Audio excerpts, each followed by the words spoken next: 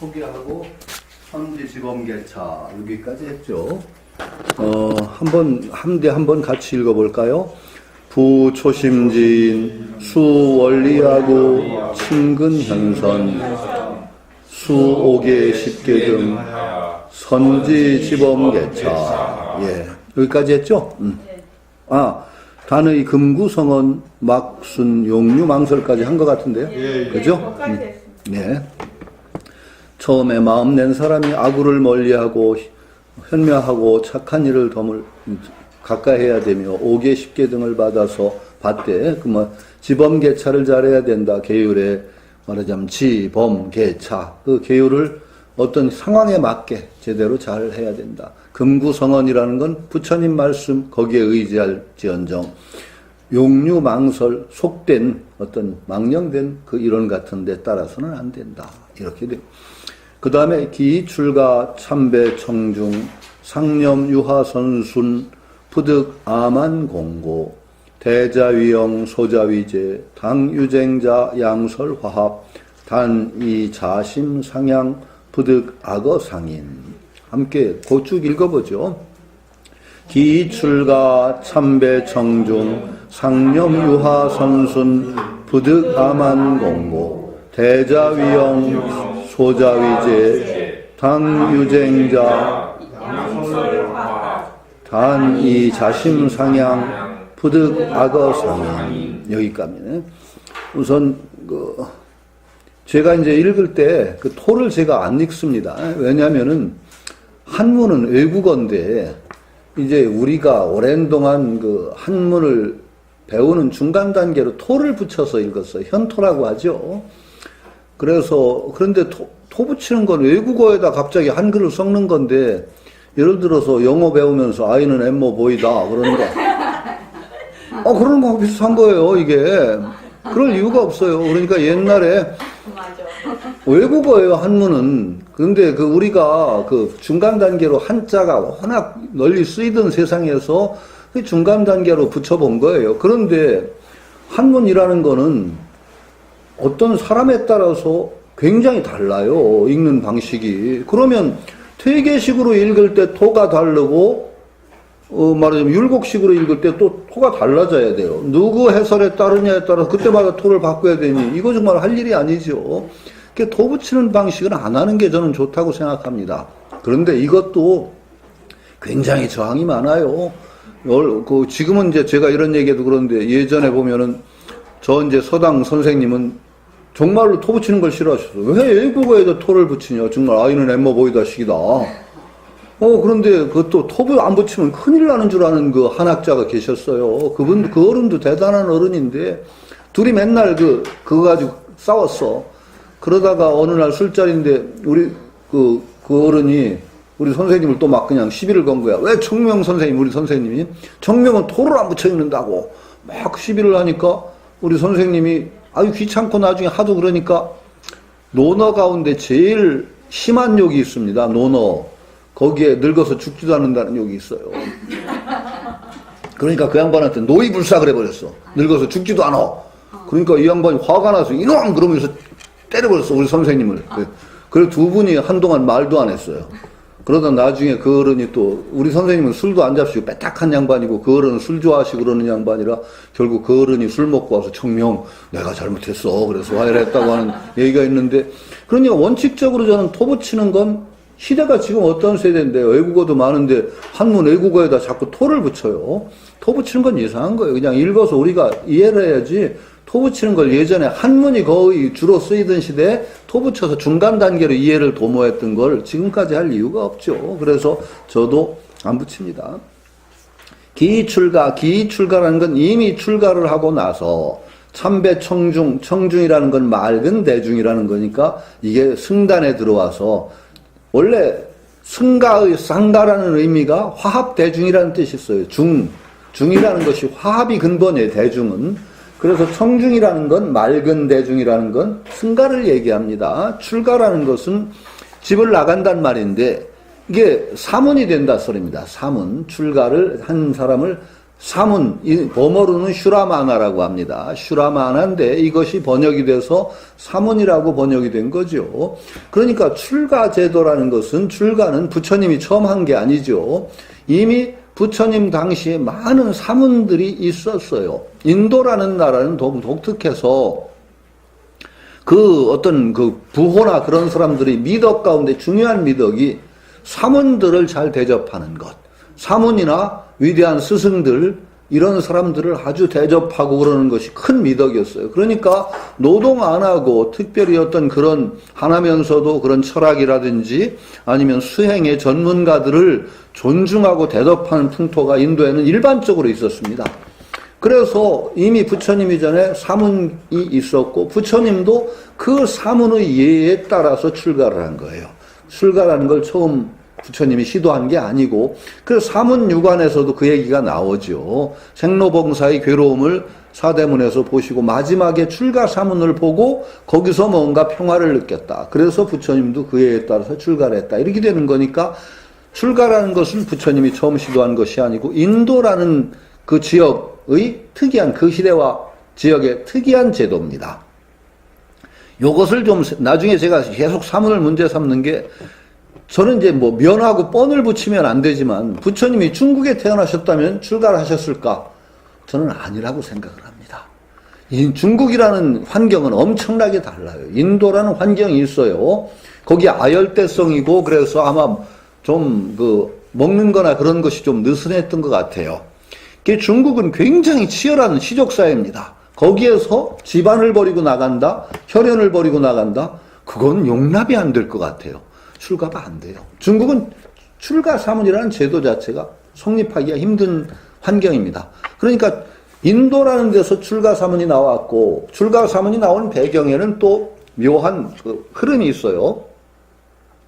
뭐냐면은 쭉 인도 전통적인 브라흐마니즘이라고 그래서 이제 그 정통이라고 지금 인도에서 정통이라고 하면 바로 그 베다를 신의 계시로 인정하느냐 안 하느냐에 따라서 정통과 비정통을 나눕니다. 지금 베다를 신의 계시로 인정하는 힌두교가 인도를 딱 지배를 하고 있죠. 사상, 주류 사상이 되어 있기 때문에 힌두교로 이어지는 베다의 흐름을 정통이라고 봅니다. 베다라는 사베다가 있죠. 리그베다, 사마베다, 야후르베다, 아타르바베다라는 네 그 베다가 있는데 그 베다가 신의 계시라는 걸 인정하지 않는 흐름이 있습니다. 그게 두 가지입니다. 그게 그 자인화교하고 불교입니다. 이걸 비정통이라고 합니다.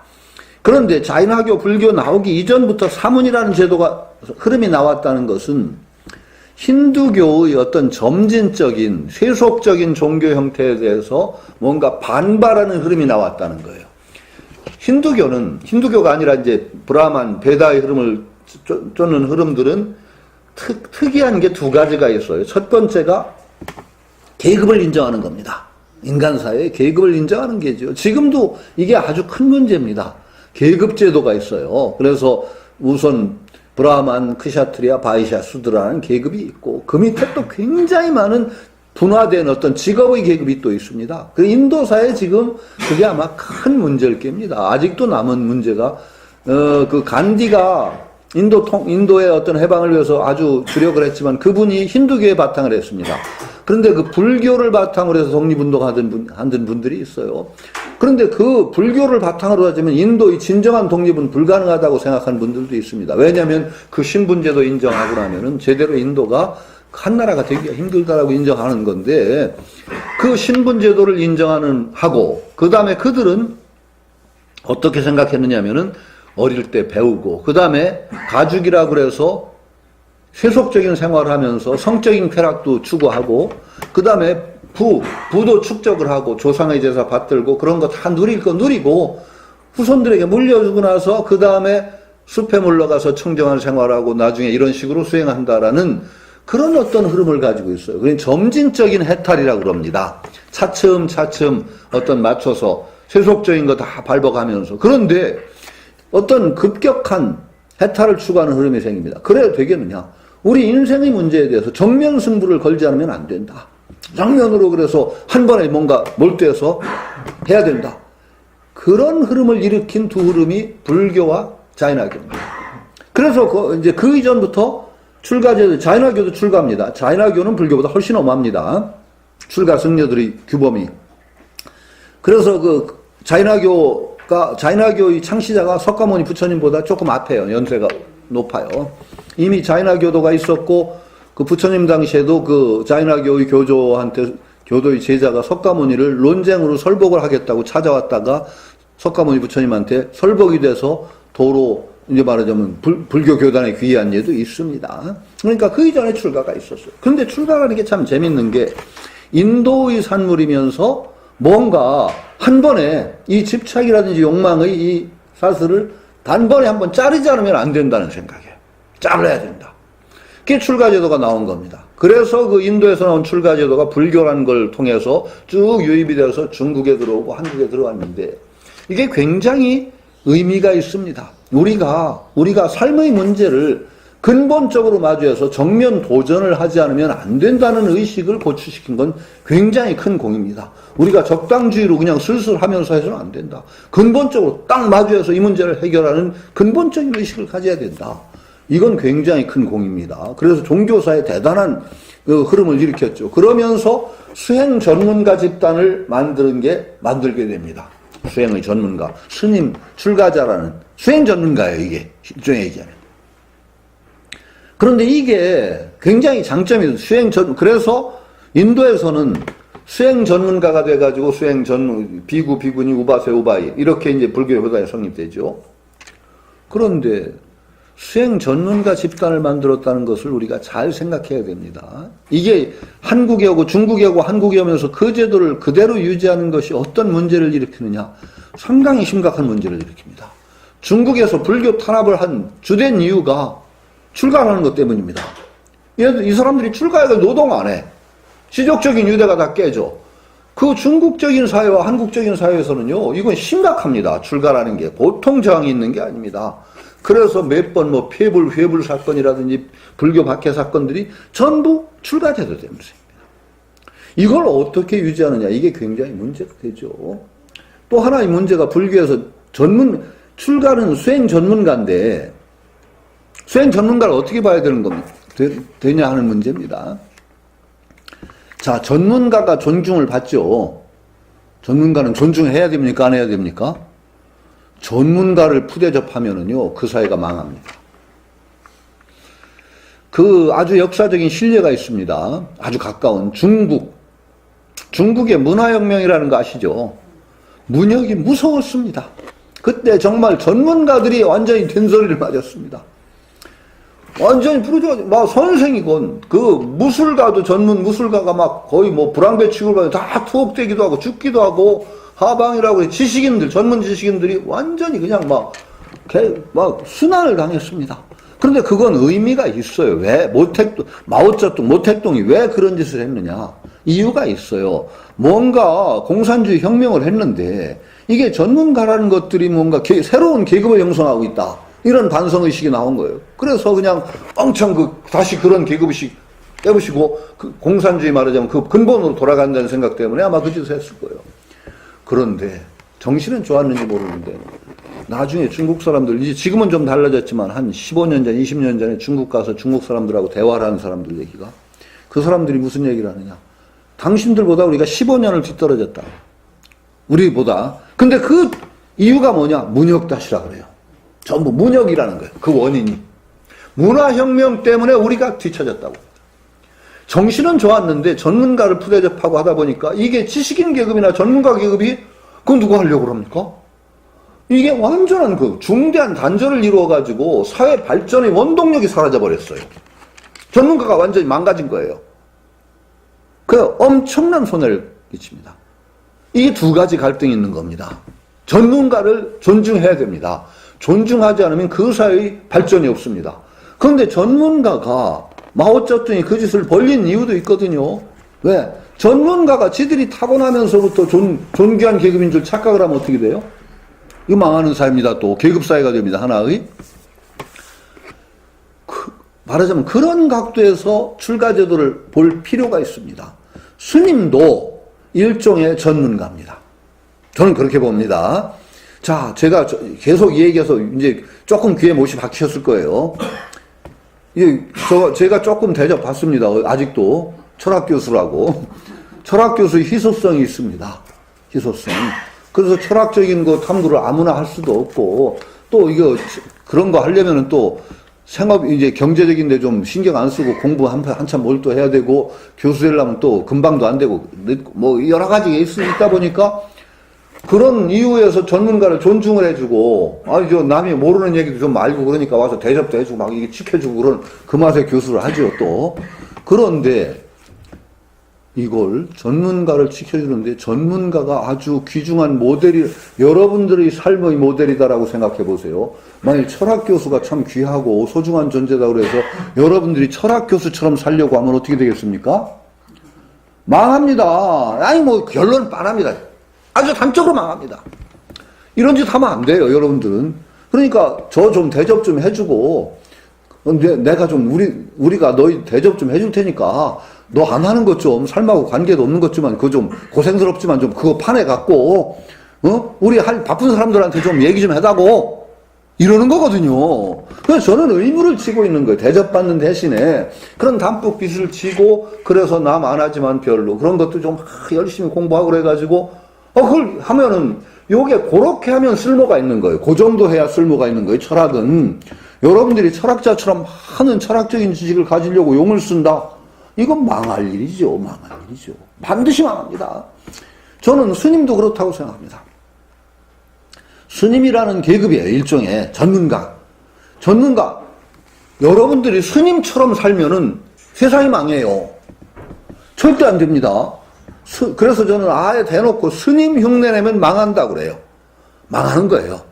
출가자는 일종의 그런 특수 전문가예요. 그런데 그 전문가가 철학하는 사람이라든가 뭐 다른 전문가보다 조금 더 인생 문제에 밀접한 관계가 있어. 이 수행이라는 게. 그러다 보니까 스님이라는 계급을 딴 것보다 종교인이라는 것 때문에, 종교적 계급이기 때문에 좀 더 존중을 합니다. 일반인 존중하는 것보다. 그러다 보니까 이게 착각이 와요. 그래서 사람 위에 스님이 있다가 돼요. 사람 위에 스님이 있대. 아니, 그렇게 생각하는 사람이 많다니까요. 사람 위에 스님이 있대. 아니에요. 절대 아니에요. 스님들은 우리한테 엄청 빚을 지고 사는 분들입니다. 우리한테 전부 의존하고 살잖아요. 우리 아니면 어떻게 살아요, 스님들이? 전부 경제적인 먹고 사는, 다 우리가 대주는 거거든요. 왜 대주냐? 당신들 전문가야. 우리가 하기 힘들어. 수행 문제라든지 마음 통찰이라든지 그런 문제에 관해서 좀 모든 거 팽개치고 그것만 해. 그리고 그 대신에 우리한테 빨리 알려줘야 돼. 이 의무를 지고 있는 거예요. 이렇게 나눈다는 거는 상당히 효용성 있는 분업이에요. 저는 효용성이 있다고 봐요. 이걸 모든 사람이 하라고 하면 세상 또 망하니까, 필요는 있거든. 그러니까 그분들한테 아주 우리가 모든 걸 지원해주고 대주고, 거기서 캐온 것을 빨리 우리한테 알려줘서 우리가 우리 삶에 이걸 하도록 해야 돼. 이런 구조란 말이에요. 이런 분업구조가 좋아요. 이 분업구조를 택하지 않으면 참 어려워져. 우리가 그런 수행의 문제 같은 걸 맡아 하려고 하면 너무 힘들잖아요. 그분들이 계속 우리한테 알려주는 거야. 그러니까 우리는 그걸 가지고 우리 삶에서 그걸 써가면서 수행하는 사람들. 그러면 이게 또 뭐냐? 이게 문제가 생겨요. 그러니까 수행 전문가가 확실히 우리보다 훨씬 낮은 계급 아니요. 좋은 계급 아니요. 그게 아니에요. 불교의 특징이 뭐냐? 살아가면서도 수행할 수 있는 길을 여는 게 불교예요. 이거 여러분들 이제 여기 보림선언이 어떤데요? 거사풍이라고 하고 새말기라고 하는데 이거 망각하면 이거 할 필요 없어요. 여기가 만일 적당히 스님 흉내내고 우리가 스님만큼은 안 되지만 스님 흉내 반만큼이라도 내보자 이런 식으로 하는 이 동네라면 이 보림선언이 이거 빨리 폐업하는 게 좋아요. 늘 열등감에 허덕일 수밖에 없어. 우리는 스님만큼 우리가 못하니까 아무리 용 써도 안 되잖아요. 그죠? 스님만큼 하고 그러면 우리 망하거든. 안 돼요. 그러니까 이게 귀한 건 뭐냐? 불교의 본령이 어디에 있느냐? 살아가면서도 행복하고 살아가면서 수행할 수 있는 길을 연 첫 번째 종교가 불교예요. 저는 그렇게 봐요. 부처님이 알랄라 칼라마 우따카라마부터 두 스승 뭐 비상비비상천이라든지 불교 선정의 거의 최고봉에 최고봉을 그분들이 성취했어. 부처님 스승들 거의 불교 선정에서 사실은 거의 최고봉의 선정입니다. 불교 지금 얘기하기도. 그런데 왜 그걸 뿌리치고 부처님이 왜 나왔어요? 살아가면서도 행복할 수 있는 길, 살아가면서 수행할 수 있는 길을 확립하기 위해서 나온 거예요. 그 수행, 선정 삼매로 따지면은요, 그 이상 가는 삼매가 별로 없습니다. 불교 안에도. 그 뒤에도 그런 얘기가 나와요. 보세요. 근데 나온 이유가 뭐예요? 그 삼매 속에서는 행복하지만은 맨날 그렇게 하고 어떻게 살아요? 그건 삶을 팽개쳐야 되잖아요. 그러니까 부처님 나온 이유를 다른 각도에서 얘기하면 살아가면서도 행복할 수 있고 살아가면서 수행할 수 있는 길을 찾기 위해서 나오셨다. 그 다음 과정은 그거란 말이에요. 그래서 부처님이 열어놓은 물꼬가 정말 대단한 물꼬라는 걸 자각을 해야 돼요. 불자들이. 우리 살아가는 사람, 일상적인 삶을 살아가는 사람들이 행복할 수 있고 이 삶 속에서도 행복하고 수행할 수 있는 길을 부처님이 열었단 말이죠. 이게 불교의 가장 중요한 본령이라고 할까? 그거기 때문에 우리 거사들이 자부심을 가져야 돼. 우리가 살아가면서 수행할 수 있는 길 부처님이 열었다. 그런데도 출가 중에 필요한 이유가 있어요. 왜? 전문가가 필요하거든요. 우리가 살아가면서 수행하는 방법도 출가 중에 마음의 본질을 더 탐구하면서 그걸 많은 방편들을 개발해서 우리를 지도해주고 삶에서 할 수 있는 길을 지도해줄 때 이게 4배 효과가 난단 말이죠. 이렇게 생각해야 된단 말이죠. 그런데 사람 위에 스님이 있다 이렇게 생각하니까 스님들 살아가는 방식이 가장 뛰어난 삶의 방식이다?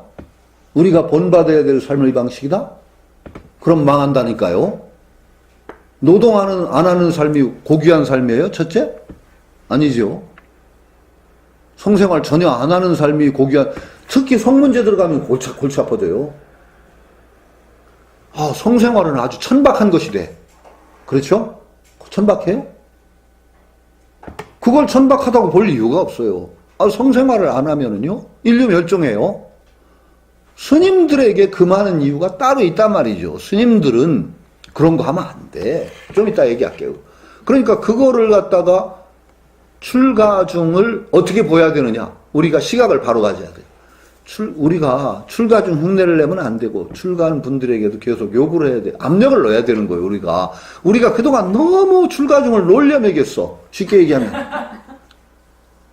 아니요, 진짜 놀려먹였다니까요. 그분들 할 일을 안 하게 만든 거야. 그분들 해야 될 일은 뭐냐?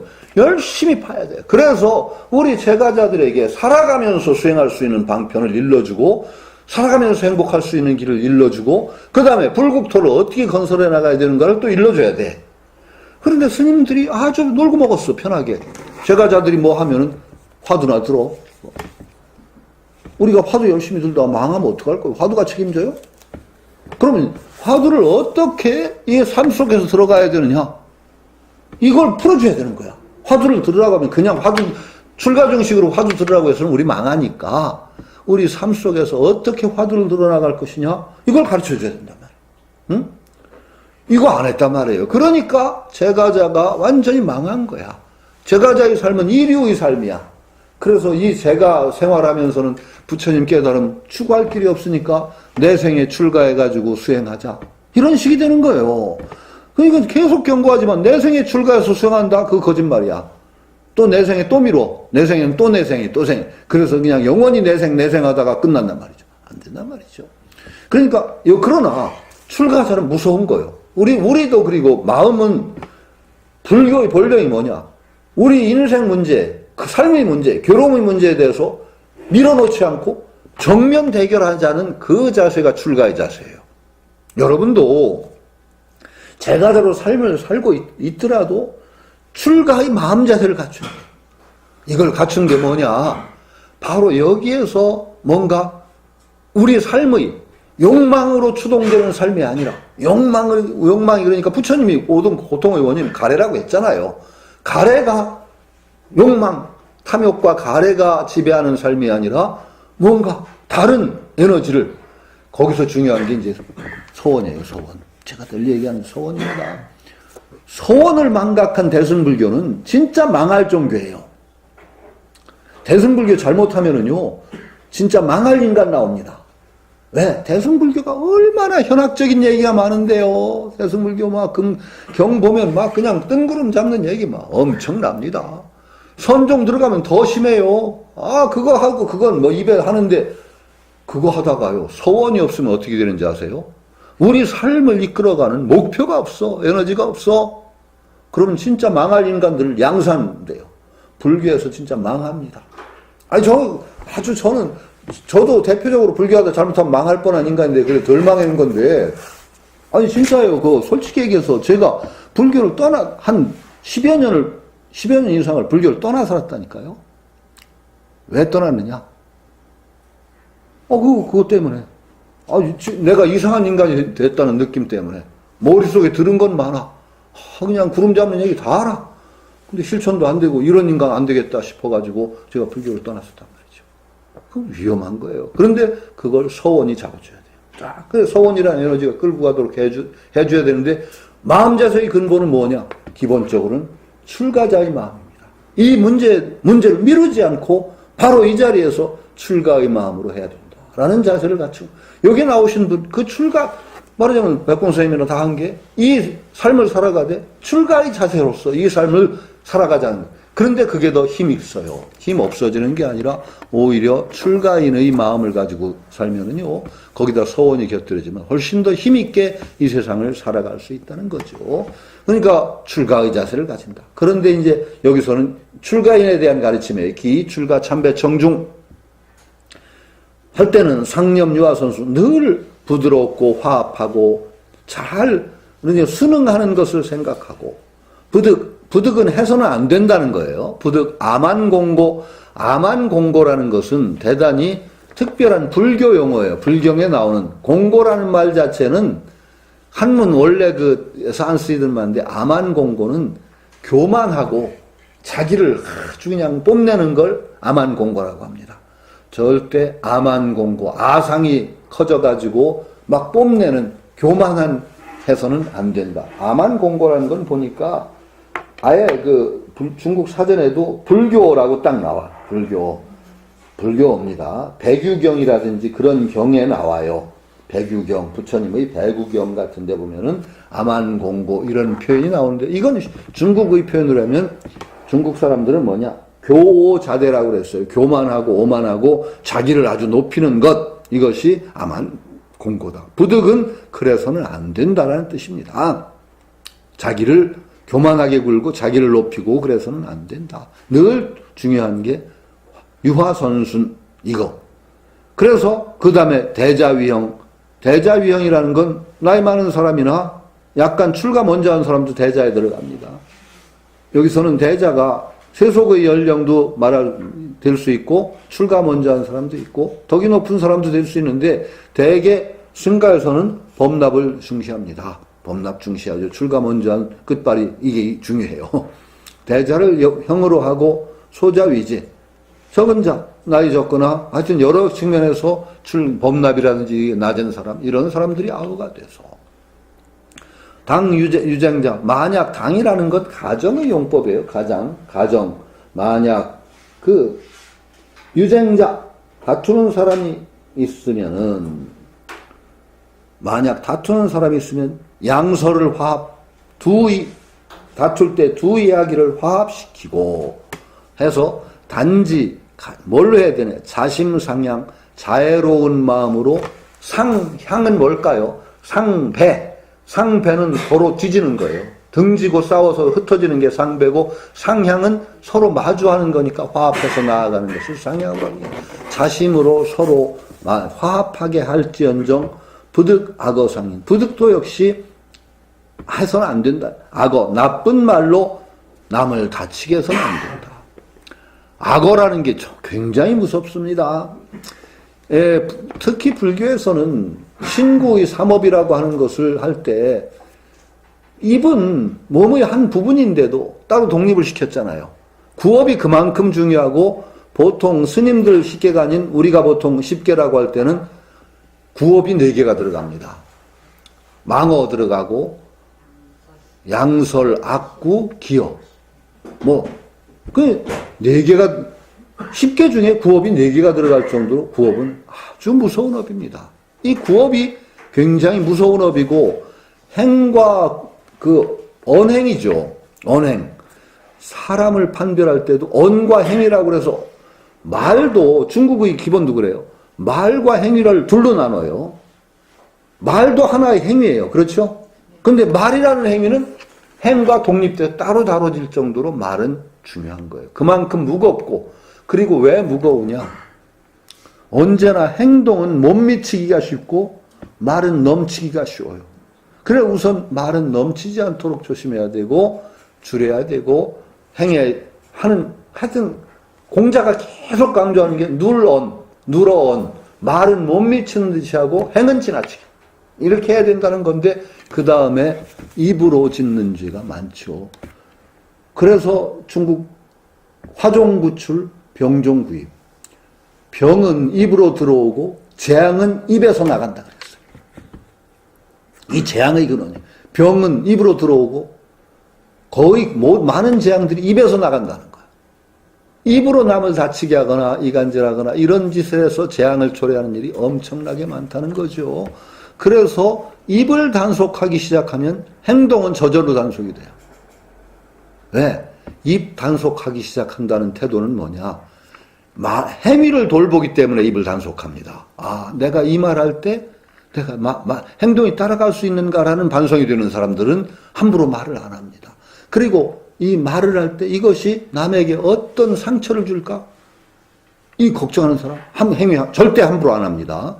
그러니까 입 단속하는 것이야말로 모든 재앙을 막고 자기 덕을 닦는 첫 번째입니다. 참 무섭죠. 저는 가끔 이제 직업이다 보니까 줄에도 가끔 섭니다. 근데 줄에 서다가 한번 어떤 이제 사람들은 줄에 서기 전에 만나죠. 신랑 신부를. 그랬을 때 저는 물어봅니다. 꼭 내가 해주기를 바라는 말이 있냐? 그렇게 물었을 때 어떤 결혼한 애들은 참 이쁜 말을 했어요. 저한테. 보통 애들은 그냥 선생님이 알아서 해주세요 그러는데 특별한 요청, 지혜롭게 싸우는 법을 가르쳐 주세요 그러더라고. 걔들이 참 지혜로운 애들이에요. 근데 안 싸우는 법을 가르쳐 주세요 그랬으면 택도 없는 소리 말하네 그랬을 거야. 부부 생활하면 어떻게 안 싸워? 말도 안 되죠. 안 싸운다는 건 말. 그런데 얘들이요, 지혜롭게 싸우는 법을 가르쳐 달래요. 아, 그래서 얘들은 참 지혜로운 애들이다. 안 싸울 수 없다는 걸 아는 거야. 그러니까 싸우기를 지혜롭게, 그러니까 얼마나 지혜로워요. 제가 굉장히 기분이 좋더라고요. 그런데 그때 지혜롭게 싸우는 법을 그래서 할 때 부부 간에 안 싸운다는 건 말이 안 된다. 싸운다. 그런데 부부 싸움은 칼로 물베기라고 한다. 그렇게 이제 칼로 물베기처럼 싸우는데 그렇지 않다. 대개 칼로 물베기 정도만 싸워야 되는데 칼로 물을 베지 않고 바닥을 긁으면 안 된다. 바닥을 긁는 수가 있어요. 말로 특히 아주 심한 말을 하면은요, 물만 베는 게 아니라 바닥을 긁어버립니다. 바닥을 긁으면 그게 심각해져요. 물이라는 게 정으로 비유하면 사랑과 정이 있을 때는 있으니까 표가 안 나다가 어떤 때는 살다 보면 이게 고갈되는 수가 있거든. 그럼 바닥 상처가 드러나. 긁혔던 게. 그럼 바닥을 긁었던 그게 드러나면 서로 못 견디기 시작해요. 그럼 못 사는 겁니다. 굉장히 조심해야 돼요. 바닥 긁지 않도록. 복행이라는 건 그거까지 가면 끝이고, 이제 그건 바닥 긁지 않도록 해야 돼요. 그래서 정말로 화가 날수록 존댓말 써서 다투라 그랬습니다. 화가 날수록. 나가 죽어라 그럴 거 출타하셔서 서거하시옵소서. 그러면 싸움이 안 되겠지만은. 아니요. 그래서 함부로 말하면 안 돼요. 심한 말을 하더라도 싸울 때 조심해야 돼요. 되게 말로 하더라도 바닥 긁지 않도록 싸워야 되는데 서로 상처 주는 말 하면 안 됩니다. 조금 상처는 괜찮아요. 근데 진짜 바닥을 팍 긁어놓으면요, 이게 나중에 굉장히 심각한 영향을 줍니다. 그래서 존중하고, 그리고 첫 번째 싸우지 않는 가장 근본은 뭐예요? 다름을 인정하는 거예요. 남자 여자는 애초에 다른 동물이라고 생각하는 게 마음 편하다. 그렇습니다. 다르다는 게 귀중하다는 걸 인정해야 돼요. 다르다는 게 귀중하다는 걸 인정하지 않으면 이게 싸우기 시작해요. 굉장히 달라요.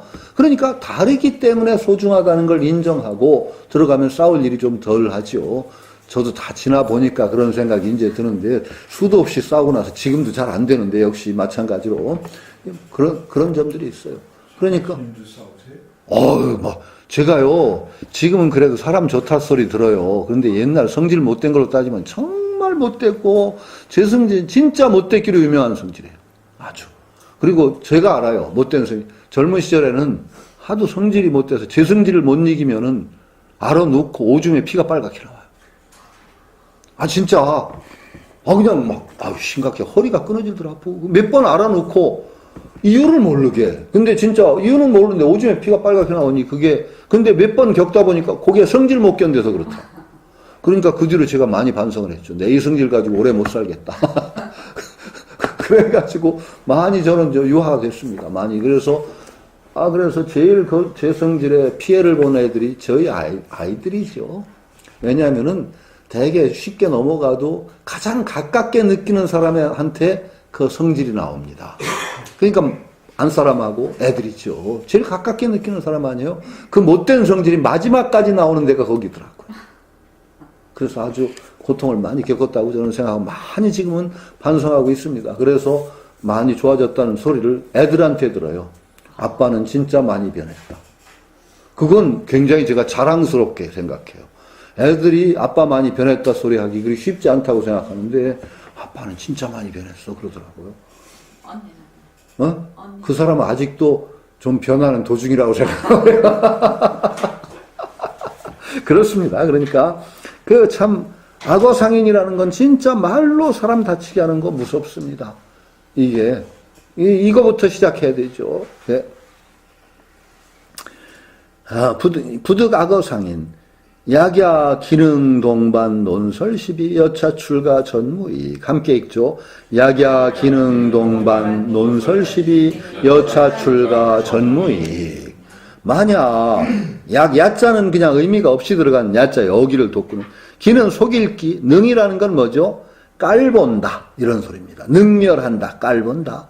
동반이라는 건 수행하는 길벗이라는 말입니다. 동반을 기는 속이고 깔보고 논설 시비 이리저리 따지고 잘난 척하는 거죠. 논설 시비 옳고 그름을 따져서 논쟁을 한다면은 이와 같은 출가는 전무익이다. 이건 출가가 아니라는 소리죠. 진짜 출가 중에서도 출가 중답지 않은 출가 중 많다는 걸 우리가 인정해야 됩니다. 이런 논설 시비 하면서 참 이런 출가 중도 많다는 걸 인정해. 그건요. 우리가 부처님 시대에는 아주 그냥 대단해가지고 그런 일도 없을 거라고 생각하지 마세요. 부처님 당시에도 이런 일이 있었어요. 승려들이 출가자들이 막 대판 싸우고 분열이 일어나 난리가 났어요. 그랬더니 어떻게 했느냐. 제가자들이요 공양을 딱 끌어버렸습니다. 부처님도 말리도 안 돼서 살짝 딴 데로 피하니까 제가중들이 그냥 공양을 딱 끊어버려요. 근데 인도에서는요 공양 끊는다는 건요 끔찍한 얘기입니다. 굶어야 되는 거예요. 승려들은 노동 못하고 아무것도 없는 거거든. 제가자가 공양 딱 끊으면 어떡할 거예요. 제가자가 무서운 거예요. 사람이 스님이 있다가 아니라 그때 보여주는 거야. 그러면 안 된다는 걸. 그 출가자 아니거든요. 그러면 스님들을 받든다고 할 때 우리가 굉장히 조심해야 돼. 지금 우리나라 삼기는 전혀 잘못됐습니다. 마지막에 거룩한 스님들께 귀의합니다. 아니에요. 저는 아니라고 단정을 합니다. 출가 중 수행 공동체에 귀의하는 거예요. 우리가. 출가 수행 공동체가 근본 공동체거든. 그러면 더 확대하면 제가까지 합한 불교 공동체에 귀의하는 거예요. 우선은 기본적으로 출가 공동체에 귀의하는 건데 스님들이라는 데는 공동체라는 개념이 없어. 예를 들어서 개들 그러면 개의 공동체가 아니잖아요. 사람들 하면 개개인의 그냥 사람들이지. 그러니까 개개인 스님들께 귀의한다가 아니라 저는 어떻게 생각해요? 화합 공동체, 출가 대중. 공동체를 회방하면 그건 근본적인 큰 죄예요. 출가 수행 공동체를 깨트린다든가 그걸 회방하는 죄는 정말 무서운 죄라고 생각합니다. 그러면 스님들께 귀의한다니까 개개인 스님들을 다 존중해서 스님들 비판하면 안 되는 줄 알아. 아니에요. 개개인 스님들은 오히려 가장 엄격하게 비판을 받아야 돼요.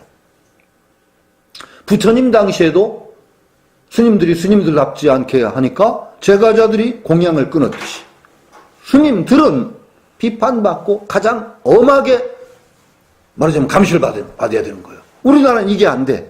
그러니까 스님들에 대해서 비판을 하면 승보를 해방했대. 나쁜 놈이 아주. 스님들 그러시면 안 됩니다. 이 소리 하면 승보 해방한대. 아니거든요. 스님들은 부처님 당시에도 올바르게 처신하지 않으면 그렇게 호되게 비판을 받았거든요. 받아야 됩니다. 그러나 수행 공동체를 허무는 일, 이런 일은 정말 큰 죄죠. 수행 공동체를 허물은 가장 중죄인이 누구였느냐? 대바다따입니다. 대바다따. 우리가 조달이라고 하는 대바다따. 부처님 육촌인가요? 수행 공동체를 깨가지고 말하자면 나가버렸잖아요. 꼬셔가지고 승가를 파승가예요. 파승가. 그게 바로 파승가예요. 승가를 깨트리는 사람이 대바다따예요. 그래가지고 정말 산채로 지옥 갔다는 말을 들은 이유가 아마 파승가 때문에 그럴 거예요. 대바다따가요. 그런데 대바다따의 종단이 부처님 사후에도 존재했다고 그래요. 대바다따를 따르는 그런 어떤 해석을 따르는. 그 대바다따가 파승가했을 때 목건년하고 사립을 타가서 다시 설득해서 데려왔죠. 이런 일이 있었다. 부처님 당시에 가장 부처님이 아마 그 교단이 상처받았던 건 파승가 대바다따 때문일 겁니다. 그 다음에 부처님 정말 가슴 아프셨던 거는 저는 사리불하고 목건년 같은 가장 뛰어났던 제자들이 부처님보다 먼저 갔죠. 열반했죠. 그렇죠. 그런 사건들은 아마 굉장히 큰 어려운 일들이 아니었을까 하는 생각할 때 가장 큰 건 파승가입니다. 이거는 개인 스님의 문제가 아니라 승려 공동체를 깨뜨린 것이기 때문에 무서운 겁니다. 예? 그러니까 논설 여차 출가 전무익이라고 하듯이 그런 스님들에 대해서는 우리가 엄하게 비판을 해야 돼요. 엄하게 비판해야 되는 거예요. 이게 우리 제가자의 기본이에요. 그 대신에 우리는 철저하게 승단을 예호해야 됩니다. 승단 자체를 허물려는 시도가 있거나 불교 종단, 승단을 밖에서 허물거나 안에서 허물려는 시도에 대해서는 정말 엄하게 우리가 옹호하고 대처해야 되는 게죠. 한동안은 스님들을 받들 필요가 있었어요.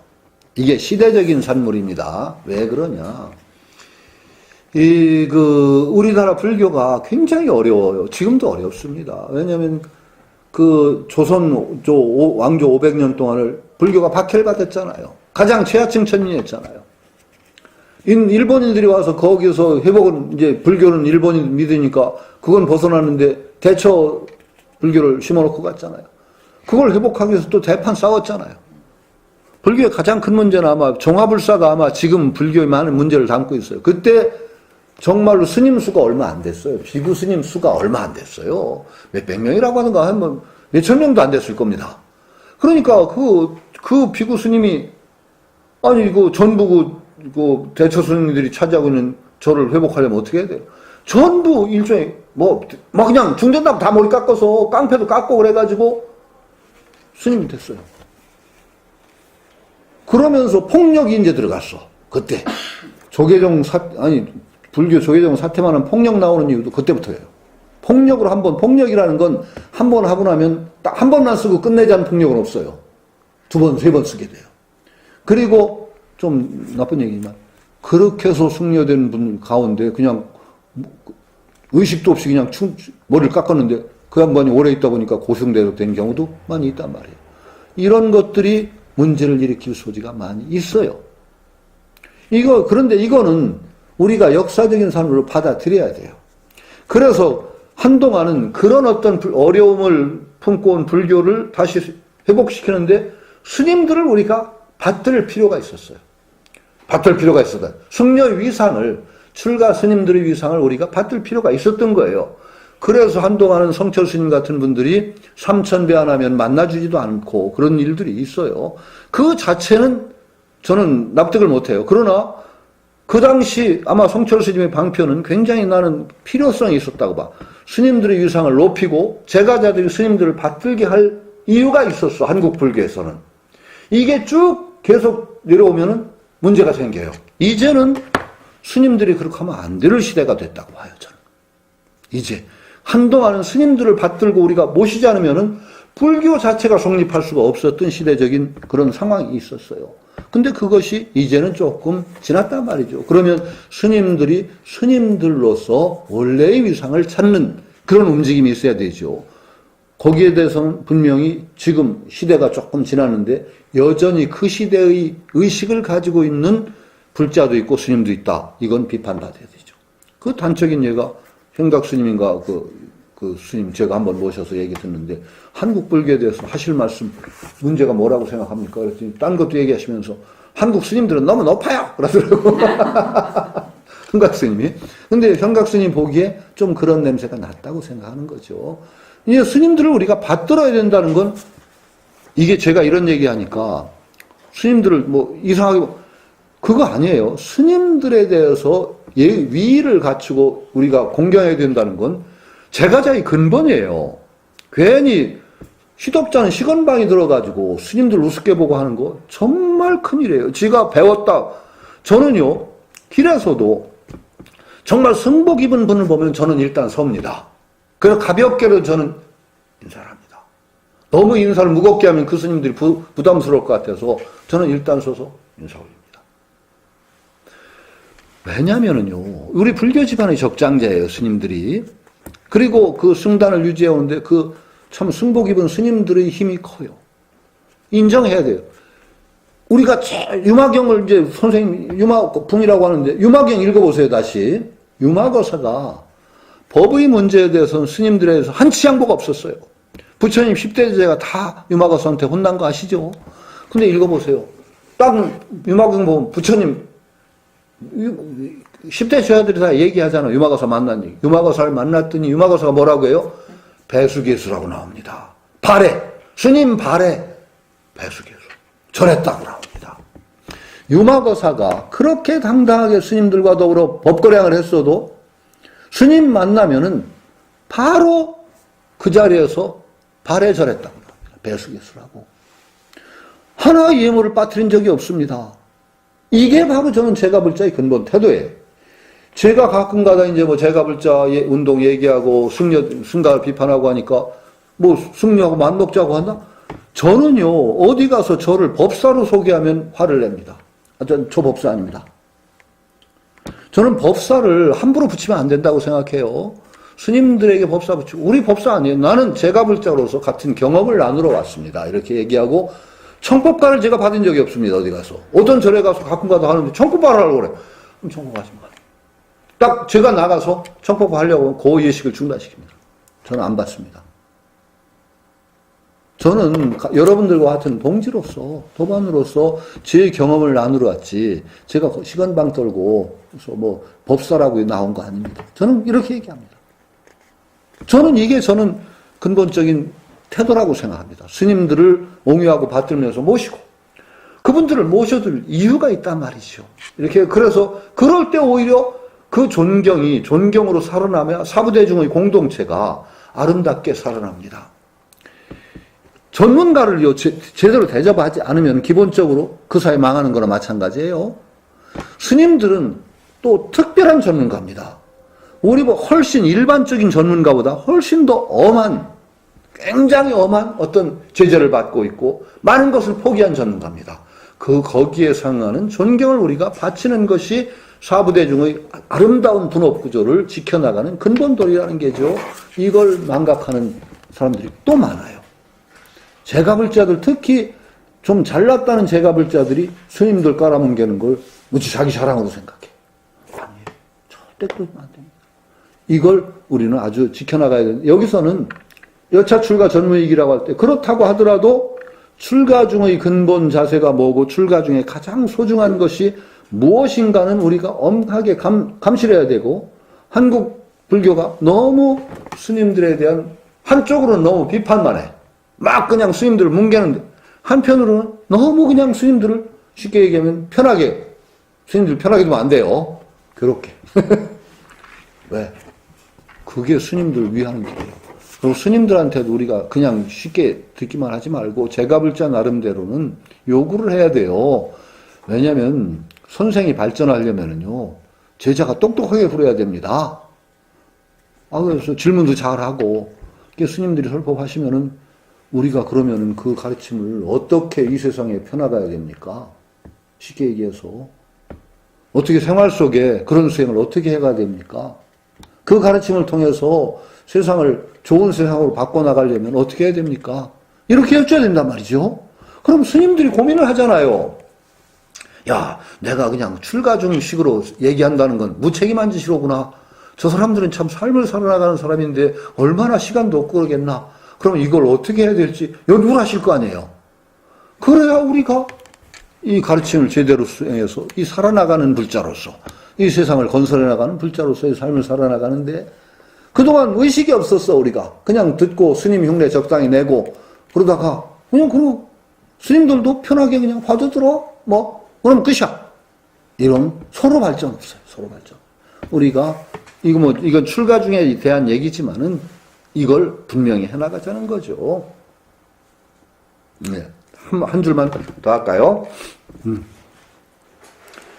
재색지와 심어독사 성기집이 상수 원리. 여기까지만 하죠. 재색지와 심어독 함께 재색지와 심어독사 성기집이 상수 원리. 여기까지 하죠. 재색의 재앙은 독사보다 더 심하다. 그러는 겁니다. 독사보다 더 심하다. 성기집이 자기를 반성해서 그릇된 점을 알게 되면은 항상 순원해야 된다. 멀리 그것을 떠나야 되는 것이다. 자기 잘못을 알게 되면은 언제나 그것을 멀리 떠나야 된다라는 것이죠. 성기집이가 어떻게? 성기, 자기를 반성한다. 집이는 그릇된 것을 안다. 비는 시비라고 하잖아요. 잘못됨을 알게 되면은 성기집이. 자기, 성기라는 건 성신, 성기, 그렇게 씁니다. 논어에서는 그 5일 삼성오신, 나는 세 가지로 내 몸을 돌아본다. 그래서 그때는 삼성오신이라는 표현을 썼어요. 몸심자나 몸기자나 같습니다. 그러니까 자기를 반성하는 것. 세 가지는 늘 자기를 반성해서 잘못된 것을 알게 되면 항상 순은해야 된다. 멀리 그걸 떠나도록 해야 된다. 이런 뜻입니다. 여기서 재물과 그 여색, 색이라는 것은 빛깔인데 고대 한문에라 모든 데서는 빛깔이라는 뜻보다는 성적인 것을 색이라고 표현합니다. 예전에 남성 중심사에서는 여색이었어요. 여색. 그러니까 그 재물, 우리 가장 큰 욕심 중에 두 가지가 아마 재색일 겁니다. 경제적인 재물의 욕심과 성적인 욕심. 그런데 재물 욕심보다도 성적인 욕심이 더 문제가 큰 것 같아요. 부처님이 그랬다고 그래요. 색관과 같은 여색의 난관 같은 것이 하나만 더 있었어도 나 성불 못했을 거다. 그랬대요. 그만큼 성의 관문이라는 건 성의 관문은 무섭다는 거예요. 재물도 거의 필수적인데 이 성의 관문이 재물은 물론 마찬가지. 그런데 이 자체가 나쁜 건 아니에요. 이 자체가 나쁘다고 보면 안 돼요. 언제나 우리 관점이 그걸 우리가 제어하기가 힘들어서 어려운 거예요. 제어를 특히 색의 관문이 제어가 제일 안 돼요. 우선 왜 제일 어려우냐 따져볼까요? 어지간한 건 나눠 쓰면 다 칭찬받아요. 그런데 성적인 대상은 나눠 쓰지를 못해 우선. 우리 마누라가 참 이쁘고 좋으니까 나눠 가집시다가 이게 안 되잖아요. 칭찬받는 것도 아니고. 가장 독점적인 걸 요구하는 게 성이에요. 이게 무서워요. 그리고 성 에너지야말로 다른 에너지와 다르게 굉장히 충동적이고 파괴적이라서 쉽게 컨트롤이 안 돼요. 가장 컨트롤이 안 돼요. 그렇기 때문에 수행하는 사람들은 이 성 에너지 이걸 컨트롤하기가 가장 어렵다고 생각하고 힘들어합니다. 오죽한 부처님이 이게 성의 관문이 하나만 더 있어서 나 성불 못했겠다 그렇게 말씀하실 정도죠.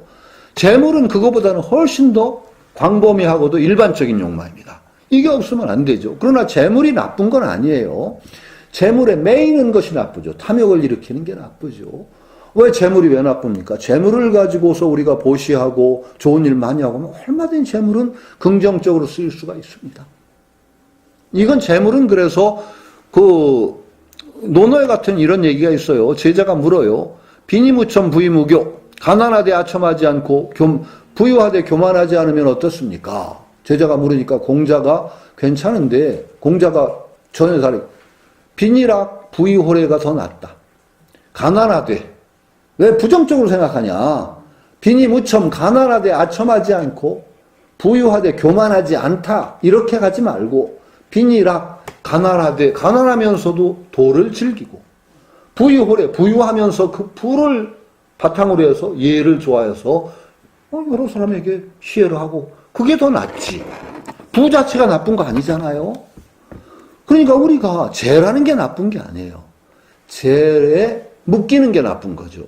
특히 출가하는 데는 집착과 탐욕이 가장 근본적인 장애이기 때문에 스님들은 재물을 여의고 탐욕을 여의는 데부터 출가 수행의 근본을 삼아요. 그렇기 때문에 재물을 온전히 떠나야 되는 거죠. 이건 제가자의 규범은 어떻게 되느냐? 죄에 얽매이지 않고 그것을 굴리는 존재가 되어야 된다고 제가자들에게는 얘기해야 옳죠. 스님들은 아니에요. 스님들은 전문가예요. 수행의 전문가에게는 죄를 가진다는 것 자체가 장애가 될 수가 있어요. 이게 참 어려워요. 근데 죄를 가진다는 게 근본적인 장애가 되는데 이 동북아로 오면서는 이게 안 돼요. 동남아까지는 기후 따뜻하고 하면은 그냥 건물만 있고 그냥 먹고 살고 시좀 봐도 먹으면 되는데 동북아로 오면 이게 안 돼요. 그래서 중국이나 이쪽으로 오면은 교단 자체가 소유가 생겨요. 출가 승단에 소유가 생기잖아요. 그래서 이게 참 어려워져요.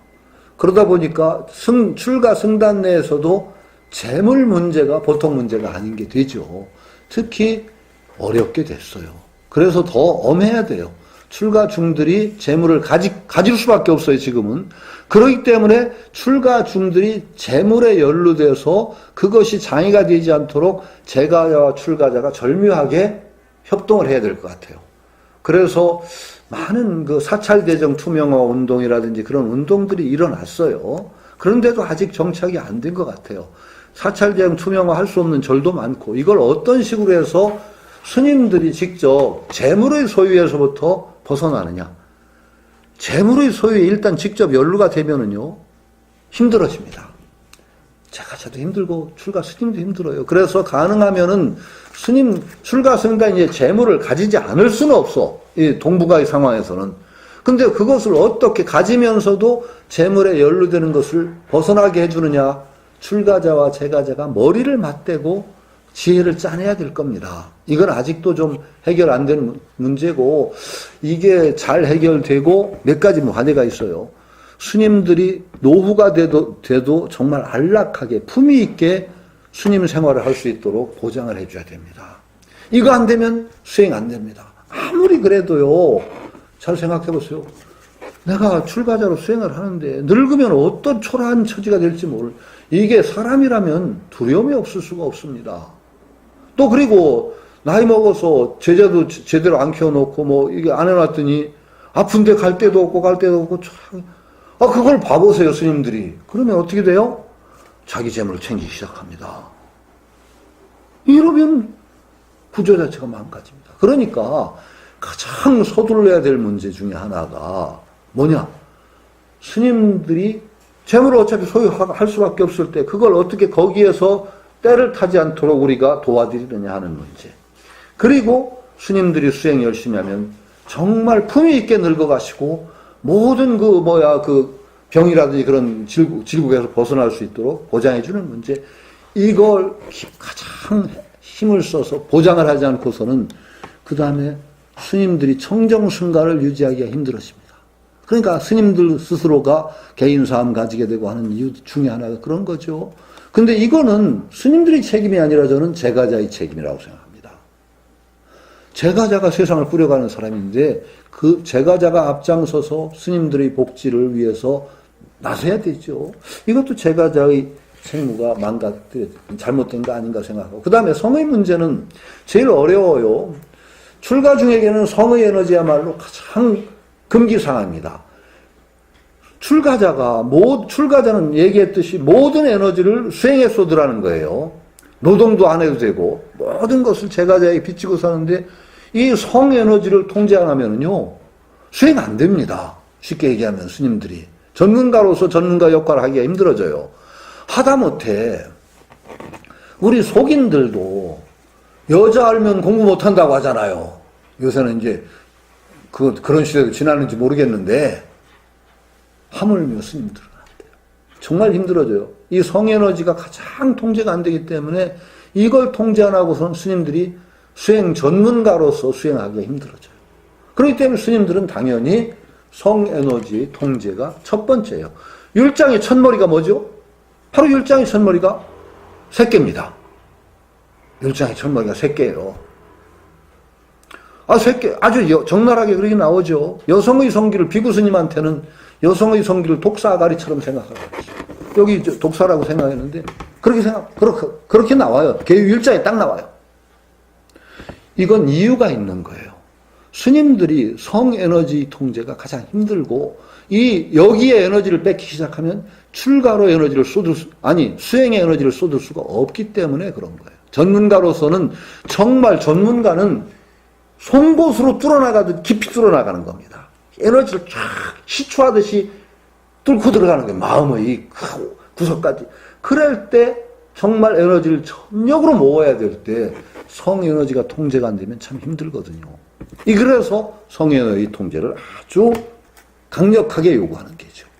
그러면 성에너지는 나쁜 거다? 그건 아니에요.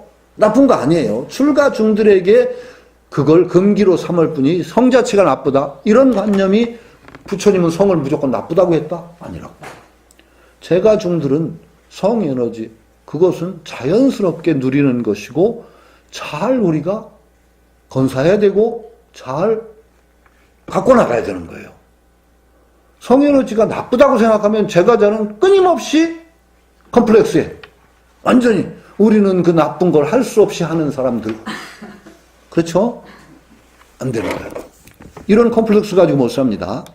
그건 출가중들의 요구되는 것이고 재가중들은 성에너지를 건전하게 이렇게 봐야 되죠. 출가중들은 그것을 건전하게라는 것이 말이 안 되니까 금한 것이고 우리들은 성에너지를 건전하게 어떻게 하면 건전한 성문화를 이루느냐를 얘기해야 돼요. 성담론이 불교에서 일어나야 됩니다. 그런데 이게 안 된 이유가 뭐냐? 성에너지 자체를 죄악시하는 분위기. 이것이 승려들의 삶이 불교라고 생각하기 때문에 그런 거예요. 아니거든요. 스님들이란 특별한 기, 불교는 대기설이에요. 기라는 게 뭐예요? 우리말로 하면 조건과 상황이란 뜻이에요. 스님이라는 조건과 상황에 맞게 설해진 거예요. 그것을 기를 떠나서 제가자라는 조건과 상황에 도대로 얘기하면 옳은 얘기가 아니에요. 그러면 우리 건강하게 성담론이 이루어져야 되는데 불교 안에서 참 힘들어요, 이게. 사실은 이제 좀 열어야 된다고 생각합니다. 스님들이 그런데 성상담 하기는 힘들 거예요. 그렇죠? 그러니까 우리 재가중들이 해야 될 것 같아요, 그건. 그래서 우리 재가중의 입장에서 본 성은 어떤 거냐. 스님들에게는 금기상황이지만 재가자들은 건강한 성문화를 불교적인 관점에서 하면 어떻게 봐야 되느냐 하는 문제들을 얘기해야 될 것 같은데 여기에서는 이게 지금은 출가한 초심 학인들에게 한 얘기예요. 재색지어는 심어독사, 성기집이 이런 걸 통해서 늘 반성해야 될 게 자기를 돌아보고 잘못된 것을 알았으면 멀리 떠나도록 애써야 된다. 원리 하는 것이 기본이다. 그렇죠? 자, 이게 이제 개초심 확인론을 하면서 이게 출가 스님들한테 한 얘기를 여기서 제가 계속 똑같이 한다는 건 의미가 없어요. 그래서 스님들에게 이렇게 얘기가 됐다면 제가자 입장에서는 이걸 어떻게 받아들여야 될까 하는 관점을 섞지 않으면 저는 얘기할 의미가 없다고 생각해서 그렇게 얘기하는 거 이해해 주시기 부탁드리고 오늘 강의는 여기서 마치도록 하겠습니다. 예.